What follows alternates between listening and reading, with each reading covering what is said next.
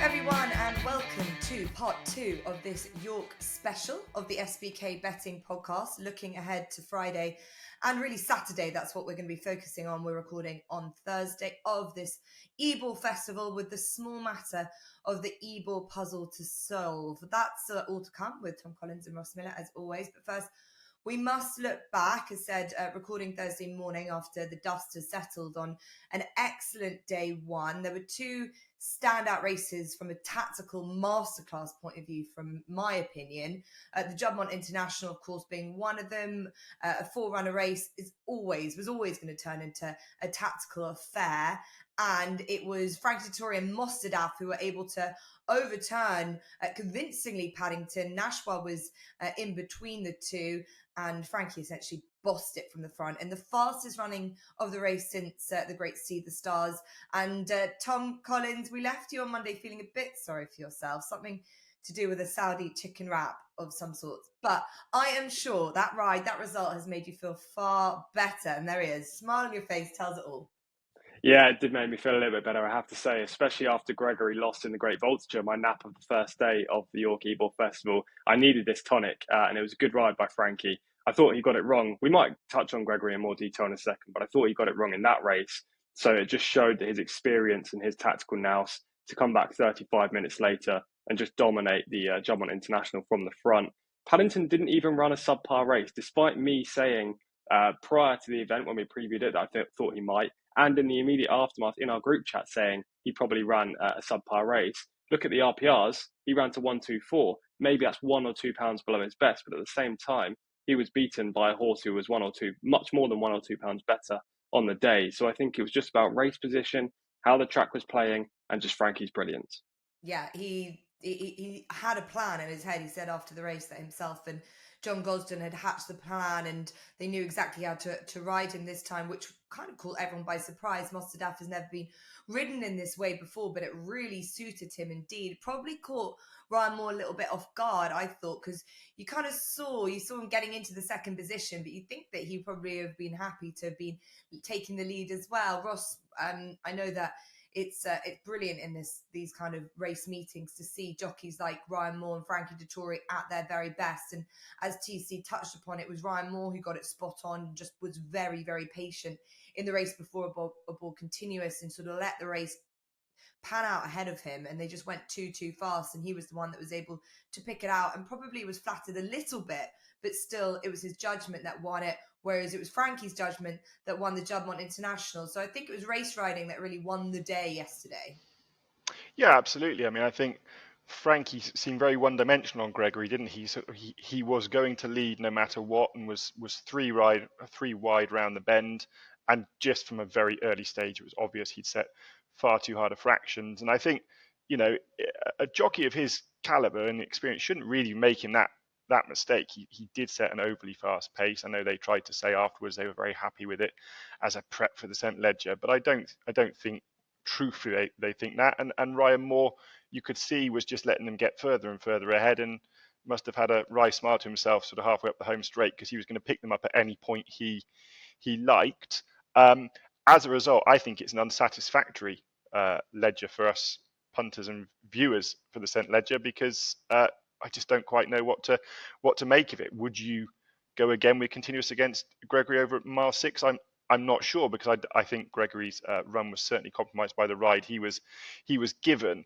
And then conversely, Frankie got it absolutely spot on. I think you're right. I think Ryan, you could almost see the surprise in his face. He jumped out the gate, expecting he was going to set his own fractions, and all of a sudden Frankie had poached 3 lengths off him, and it was always going to be hard work to get back from there. Paddington's head carriage, which had been the subject of discussion, certainly I think was notable. Now, whether that's, as TC had mentioned in the run-up, that he'd had a number of runs in a short space of time, I'm more inclined to think it was perhaps just the firm ground and exaggerating that slightly awkward head carriage. But I don't think there's any fluke about the result whatsoever. No, not at all. And Aidan O'Brien and even Ryan Moore, who was very good and very reflective in defeat, so saying that he just was not feeling his most sparky self. And Aidan O'Brien just said he might have just stretched the elastic that little bit too far with a horse that has been running a lot this season, as we know, and it was just one too many. And there aren't that many that can do it, and I think it just goes to show how just brilliant Giants Causeway, the Iron Horse, was, because he was able to do it, and lucky to see horses able to go from essentially couple of weeks doing it. But no doubt Mostahdaf was absolutely cherry ripe for this. Where he'll go next is really intriguing. Maybe it might be the Breeders' Cup Classic, which was a win and you're in for. But I think John Gosden wasn't too interested in firming up any plans. But yeah, we really liked and really enjoyed watching it from a tactical element, and just reminds us of Frankie Dettori and how good he is on these big stages. And he will be a loss, no doubt about it, even though it is running out quite a long farewell tour.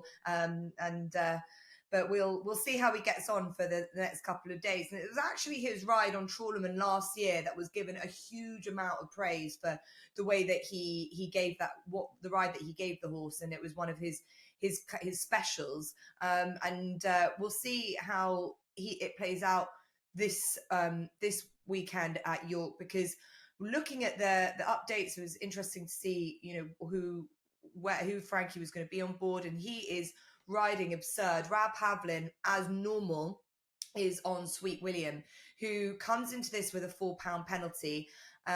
He looks to be, and he's bred to be, possibly the classic group horse in a handicap. His owner not necessarily massive fan of this race, but they're here nonetheless.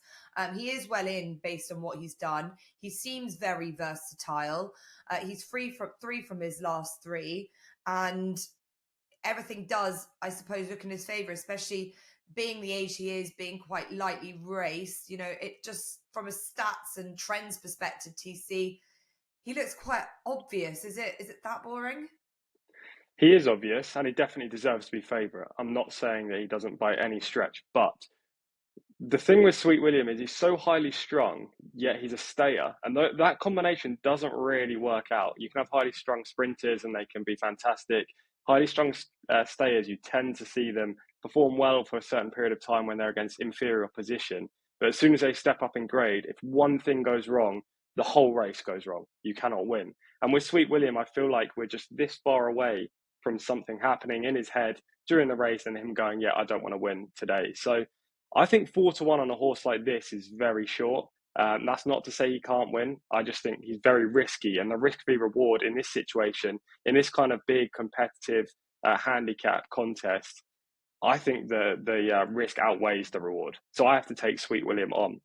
Now, I found it difficult because there isn't many in here that have cast iron claims like Sweet William does. You can make a case for both of Willie Mullins' horses, maybe Real Dream for Sir Michael Stout as well after an impressive win last time out. But I'm going to go for one at a bigger price, and that's Jessica Harrington trained Yashin, who I think is around 18-1, 16-1, which I think is pretty fair in this race. Now, he's also a 4-year-old, so he's still unexposed. He's also quickly developed into a really nice stayer despite being by Churchill. And his Savile Beg victory 2 starts back is the piece of form that I'm kind of clinging on to here. Not only did he come from off the pace on a track that is definitely speed biased and speed favouring every single time they race there, but also the form is working out substantially well. Dawn Rising, who finished behind him, went on to win the Queen Alexandra at Royal Ascot. Akita Sushi, also in behind him, won the Duke of Edinburgh at Royal Ascot, and impressively enough as well. And then Emily Dickinson, who, yes, wouldn't have been suited by the ground in this race specifically, so you can't take this piece of form literally for her. She went on to win the Curragh Cup and also finish second in the Goodwood Cup. So the form looks very strong. Now, last time Yashin ran on soft ground, hates soft ground, so just put a complete bold line through that. There is no way that is a true reflection of his ability. His mark of 105 seems very fair to me for a proper group horse. I think 18-1, 16-1 is very fair for a horse that has a high ceiling, maybe not as high as Sweet William, but definitely an improving and lightly raced type in this race, Jess. Okay, and from what you know from going back years gone by with this, it's obviously a handicap, but is it quite a compressed handicap nowadays? Do you think that we should take too much into account by how much weight one's getting from another, or do you feel like they're sort of nearly much of a muchness? I always feel that weight is used as a big excuse or a big reasoning as to why you should go for one horse or another, but I don't think it's that much of a difference. If a horse carries £1 or more, and I know plenty of people are going to have opposite opinions. But if a horse carries £1 than another, more than another horse, I don't feel like that's anything. I feel like that's zero. The horse wouldn't really know. They're just very similar types. So unless it's like a huge 2 stone difference, or a horse is a stone well in, for example, in a race, then I tend to leave weights out of it. I think he's 9 stone 8 is perfectly fine, and a mark of 105 is lenient. Okay, yeah, Nashin is definitely a very classy type of horse, and unlike a lot of them, has actually got that sort of group success form in his book. And interesting, Shane Foley coming over. There's a lot of racing this weekend, especially at the Curragh as well. But he's here for the big ride. It is obviously worth a good deal of money, and I think it gets an automatic entry into the Melbourne Cup as well, which a lot of connections will be eager to get to. Okay, so Yashin for TC. Ross, I love this race. I think it's a very good renewal of the race as well. I think horses are pan out for it. There, it's kind of a race of two halves to me. There's ones that are sort of the unexposed types who are going the right way, progressing quite nicely, and then there's the kind of sort of older handicappers that kind of always pitch up, and you feel like they're always going to be a good each way price. And then Willie Mullins likes to throw a couple in as well. And we don't really know necessarily how good they are. What kind of horse do you like for the Ebor? I echo what TC has said first and foremost. I mean, I think Sweet William is just got to improve in this big field handicap, and I think there's every chance he won't. And I was trying to think. I heard Philippa Cooper, the owner, say she doesn't like this race. It's not a nice race, and it's a flat race on a nice track. I can only assume she's talking about it in terms for this horse, that she is worried that this is going to boil him up and they'll lose him. So I could overlook him. I can see the appeal of the Willie Mullins too, but it's purely because they're trained by Willie Mullins, and I think you're taking a lot of faith in just his ability if you're backing them. Like TC, I found it very difficult. Yashin was last off my short list. I've gone down with 2.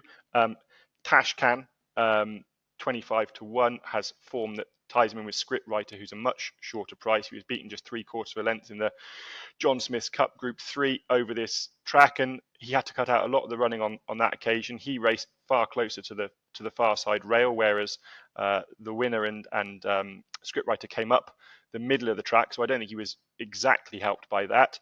And he's a group horse dropping back into handicaps. He's not a top-notch group horse, but the fact of the matter is this time last year, he was third in a Group 2. He's been rated as high as 115, 116. He's now for 105. The concern is the ground, but there is rain forecast for Saturday morning. Not an awful lot of it, but just enough. I mean, he would cope with good. He just wouldn't want plenty of firm ground in it. So he was on the list. And then the other one is just another really consistent horse, particularly this season. That's HMS President. Ross Ryan, I thought, was a good booking. A good second last time over a mile, and 4 stepping back up to this mile 6 will help him. He's up another £5. That is the concern. But unlike a lot in this field, he will like the ground. I think there's plenty of stayers in here that are going to want a bit more cut. If the rain doesn't come, I was keen to have something that would go on the ground. He's got plenty of form on good ground or quicker, certainly back when he was younger over shorter distances. I just think he's in a right old vein of form, and he has to be on your list. And Alan King, as we know, is a master trainer of stayers on the flat.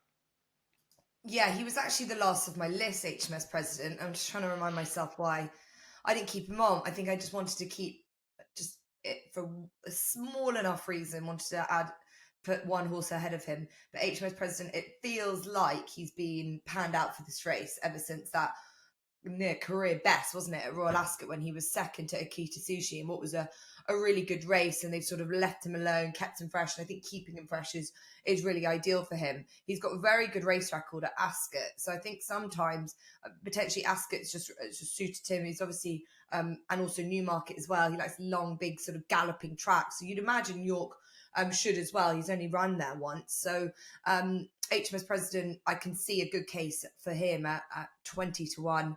And that's for Ross, and Tashcan as well, another one. So good two good value plays, also against the sort of more obvious types at the nearer the top of the list. And I suppose I I was looking at these ones right at the top, and Sweet William, just because I can't go for I just wanted to find some bit of a better value, left him off. Real Dream's the one that I've slightly been following this season. He's a 4-year-old. He's a sort of a young improver, and he's just got low mileage, and I just like the way that he stepped up to 1 mile 6 with ease at Ascot last time. Perhaps the bit of softer ground did help. He's out with Fast Net Rock Mare by Lope de Vega. But his form ties nicely in with Scampy, who's my other selection. But Real Dream comes into this a lot fresher. Any small bits of rain will help him. He's got Ryan Moore on board, and I think he's still very, very progressive, whereas a lot of these might just already have hit their ceiling or sort of swimming around a career best, and they're still sort of trying to eke out a bit more improvement, whereas we don't really know how good Real Dream is. And that's the same for Sweet William, but he's a bigger price at 8-1, and he's just gone through quite a slightly more of a under the radar route than Sweet William. So Real Dream for me, along with Scampy, who I think, just a bit like HMS President, you can have worse 16-1 shots all sorts. He's had a fantastic season. I just hope the war wounds from the battle with Wootton Sun last time in the Sugar Cup at Ascot hasn't affected him too much. I would have wanted him just a little bit fresher for this, but his winning form at York from early in the season, he also ran a very good 6th in the John Smith's Cup over a trip just too short. He's got a £4 penalty for his win last time, but he's just so reliable and likeable, and he really tries. So I think you can get worse, as I said, 6-1 shots for Scampy. So a kind of an array of selections for you to choose from, depending on who you think has put up the most convincing case between myself, TC, and Ross. So that's the Ebor, always a bit of a puzzle. Let's hope that we found something. And it's finding something outside of just the Ebor for Saturday that we're going to come on to next, because interestingly this year the York Ebor Festivals clashed with Newmarket and their Somerville sales race. We've also got a good racing at Goodwood. There's Group 3s at Windsor. There's good racing at the Curragh. So it's kind of a good time of the year for you to be back, TC. I'm sure you're enjoying, looking forward to this weekend. And what have you found to add to what you've already given us for the Ebor? Yeah, really looking forward to this weekend's action over in the US as well as Saratoga. It's another fantastic day. So all in all, we've got great racing across the whole afternoon and evening. My nap's going to be a pretty nice price, I think. We haven't got an opening show for the race just yet. But the horse in question is Mon the Sleeve in the 4:45 at York. And despite Ross and I virtually copying each other's notes for the last few weeks, I think we're against each other in this race. Now, this breeze-up purchase has looked professional in both his career starts. First time up, he won at York over 5 furlongs in typical Kevin Ryan novice fashion. He always sends his best 2-year-olds to York, and this horse dominated from the outset. He beat a nice horse in second, who has unfortunately filled the same berth twice since.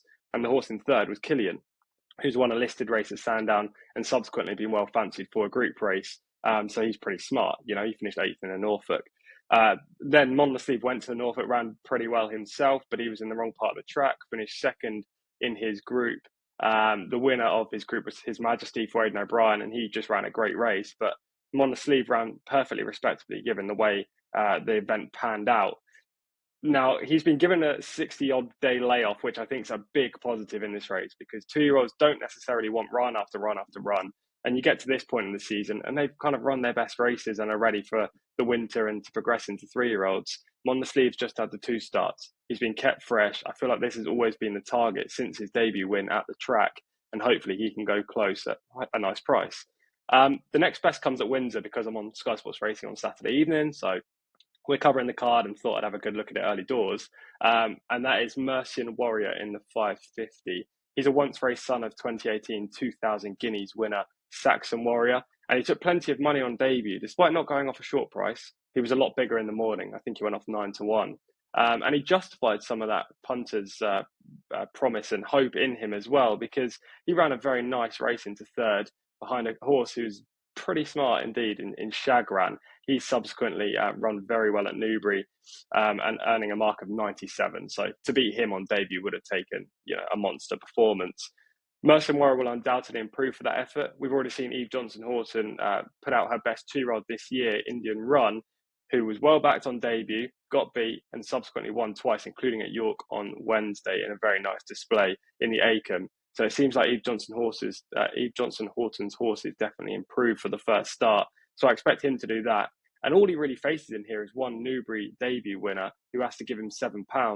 I think he's more than good enough to justify beating him. So Mersin Warrior in the 550 at Windsor is my next best. Okay, thank you for that. Eve Johnson Horton's, she had a little lull for about a couple of weeks, but her horse is running brilliantly again, and her 2-year-olds have just been exceptional. Where she sources them as well is going to be quite notable for where I get where I'm going to give you my nap in next best, because it is that Somerville sales race, and that's where she goes and finds a lot of her good yearlings. Okay, Ross, what are you looking forward to seeing this weekend? Well, before I get to my nap and next best, I am looking forward to the 305 at Killarney. You were on holiday a couple of weeks ago, and Tom and Adam derided me horribly for tipping a horse over at Killarney. He's back again over 2 mile 4, Black Tonic. He was given far too much to do last time. I was tempted to go in with him again, but I just couldn't bear the Mickey taking, so I've left him. But if anyone followed me and believed in me, hard on you. I would never be so hard. You do would. what you want to do, Ross. So the 305 Killarney, Black Tonic, he's bound to get the job done this time over 2 mile 4. But the nap does come against TC's selection in the 445, the listed contest. It's Richard Hannon trained Bahia, who I've got a love-hate relationship already, and he's only 2 years old. He's brilliantly talented, but he's also mad. He's not always the most straightforward to get in the stalls, but when he does, he invariably runs to a very high level. I know the yard were absolutely distraught that he didn't win on debut, but in hindsight, given Zulu Chief's run yesterday, when sluicing up in the nursery, it perhaps wasn't all that bad a run over 6 furlongs. He then duly obliged at Newbury next time over 6 furlongs, was really impressive. Dropped back to 5 furlongs in the Molecombe last time at Goodwood on soft ground, travelled much the best through the race, and then just didn't quite let himself down on the soft ground. I think returning to a faster surface is going to suit him well. He's a really fast horse, and although I take on board what TC said about this is going to be his 4th run now and probably his 6th trip to the races because he's not going to the stalls twice, I still think he's a really smart gelding, and I expect him to win the 445. And then sticking with the juveniles, the 205 from Goodwood, Carla's Way is the fancy of mine. Shawari is a filly I really like, but I just worry on this better ground, on this track, she's going to want a mile, and 7 furlongs might just find her out. Carla's Way was really impressive over the extended 6 at Doncaster on debut, beating Star of Mystery, who runs today in the Lowther. Then went to Ascot to the Albany, and I was quite surprised at that. I didn't think she looked to me that she was crying out to drop back to the 6th in the Albany, and I think she did find it all happening a bit too quick. She's been given plenty of time off, steps back up to 7 furlongs, has a tongue tie fitted, but I think she'll get the measure of Shawari in the 205 at Goodwood. Okay, 2-year-old selections. But here also, Big Ev's runs a big race in the Nunthorpe Stakes. That will help the case for Bahir as well, who's just behind that horse, and he adds a real nice flavour to the Nunthorpe Stakes on Friday. Okay, thank you for that. I am pleased that I've stayed away from the races that you've chosen. Don't want any more friendly or not so friendly competition on our WhatsApp group. But I always look forward to the Melrose. It's a race that I'm always looking for horses that are going to be sort of good enough to give this race a go. So the Melrose is actually where my next best is. First of all, I will go for a 2-year-old race though at Newmarket. As mentioned, this is the Tassil Somerville Auction Stakes, which was a week later last year. So we have a clash. It might go a little bit under the radar this time around, but there's some good 2-year-olds, and these 2-year-olds were all purchased at the Tassil Somerville sale, which used to be the Ascot sale, kind of for lesser quality pedigree types, but some very good horses have come from the sale, including Relief Rally, who's a big favourite on the podcast. But Watch My Tracer was also one of them, a horse for George Scott. Benoit de la Sayette's going to ride on Saturday. He also was on board him at Windsor when he won his 2nd novice. So he's won 2 novice races, and in between that, he was a very good at 7th, just beaten just under 5 lengths by River Tiber in the Coventry Stakes. And we know how good form that is. Bucanero Ferte was in there River Tiber, I thought, still ran a very good race despite apparently missing a key piece of work before the morning on Sunday. So I think that's very, very good form still. I still hold that. And I'm looking forward to seeing Watch My Tracer in this valuable sales race for the George Scott team. So that's my nap. My next best, as mentioned, the Melrose, a race that always look forward to seeing for the 3-year-olds over 1 mile 6. And I was at Goodwood when the goat absolutely bolted up. Yes, it was soft-ish ground. Yes, he's by Cracksman, so clearly he really appreciated it. So any little bit of rain should help. But I stood there and I said that this is Andrew Balding's Melrose horse at the time, and I would kick myself if I didn't hold myself to it at this stage. It's a great race. It always is. William Haggis and Andrew Balding have an excellent record in it as well. But Andrew Balding only has a 1 runner, and that is the goat. I think he's been laid out for it in general. As I said, just would hope for a little bit of rain, but he's around 10-1, and I don't think that's a bad each way price for this race at all. So looking forward to the Melrose on Saturday, as well as the Ebor, as well as everything else, all the other races that we've given you naps and next best for as well. Could have gone to plenty of. There's the City of York Stakes too with Kinross and Sacred. That's a cracker as well. So make sure you keep your TVs on with interest this weekend. Thank you to TC and to Ross. Don't forget all new SBK users, if you're listening to us for the first time, where have you been? But you will get £30 in free bets when you sign up and bet £10 for the first time. Don't forget to subscribe to whatever podcast channel you listen to, and you can watch us on YouTube. And we will see you very, very soon.